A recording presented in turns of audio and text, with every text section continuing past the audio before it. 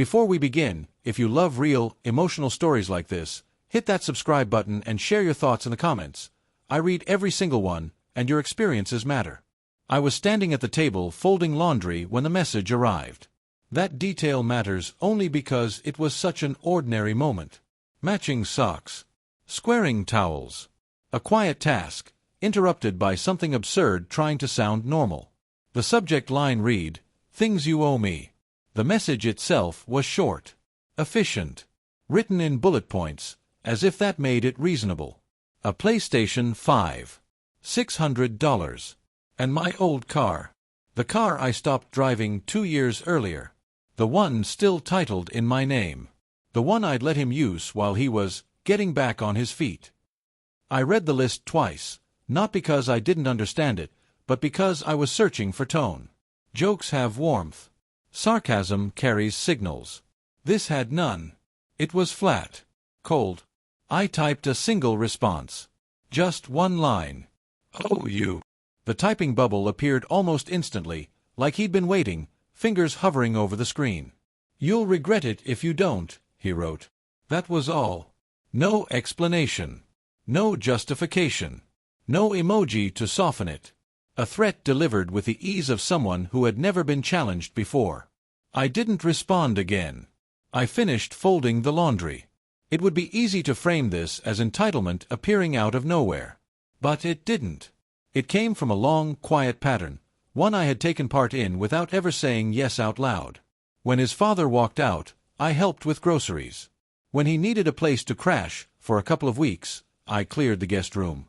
When his license was suspended, I handed over my spare keys and told myself it was temporary. Each favor made sense on its own.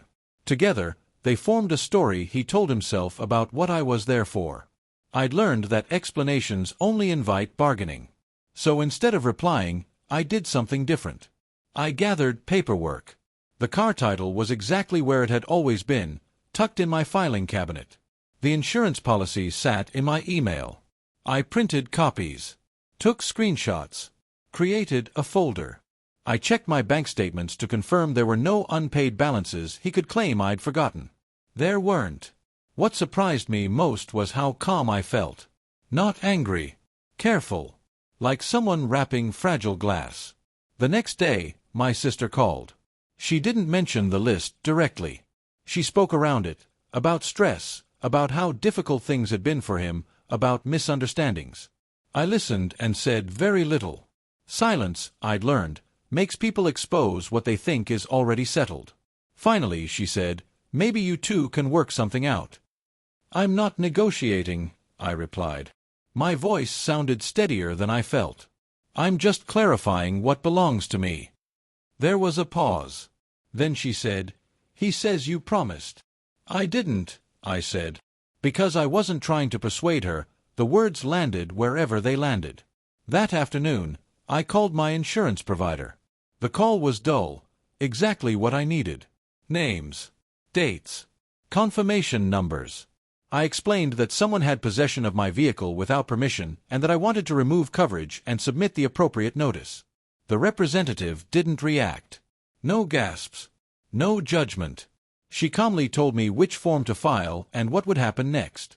Authority doesn't always arrive with flashing lights. Sometimes it shows up as a checklist. I submitted the paperwork. 2 days later, another message came, this time from my nephew. The tone had changed. "Why is my insurance cancelled?" I waited an hour before answering. Not to be dramatic, just to be sure I wasn't responding on adrenaline. "I removed coverage from my car," I wrote. "You need to return it." "You can't do that," he replied. "I need it." I didn't respond. Need isn't a legal category. What followed wasn't explosive. It was procedural. Because the car was still registered to me. Because I had documentation. Because I had followed the correct steps. A notice was issued. When he tried to renew registration he didn't own, the system blocked it. When he complained, he was told, politely, that the registered owner had made other arrangements. The consequence arrived on a Tuesday morning. He stood at my door holding the keys, wearing a look I hadn't seen before, not rage, but the moment calculation collapses. "I didn't think you'd actually," he started. "I know," I said. That was the turning point. I wasn't shouting. I wasn't trembling. I wasn't listing old grievances. I was simply standing there, holding a folder. He placed the keys on the table.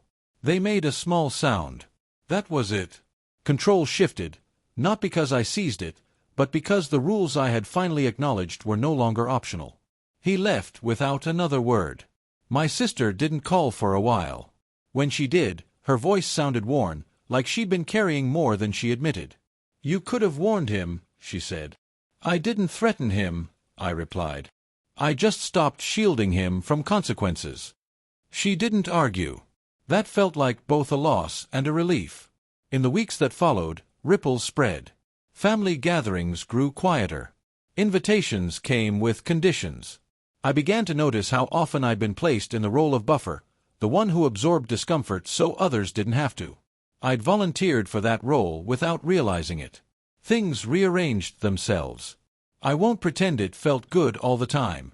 Some evenings, I wondered if I'd been too cold, too formal, too final. I missed the version of myself who smoothed everything over and kept the peace.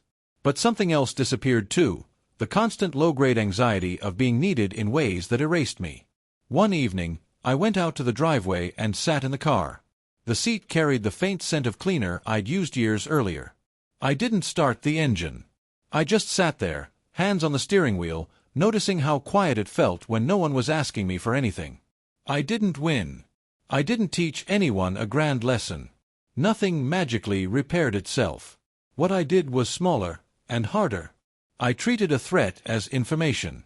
I answered with structure instead of emotion. I let systems, not anger, speak on my behalf. And when everything settled, what remained wasn't victory. It was steadiness. Boundaries intact. Something that finally belonged to me.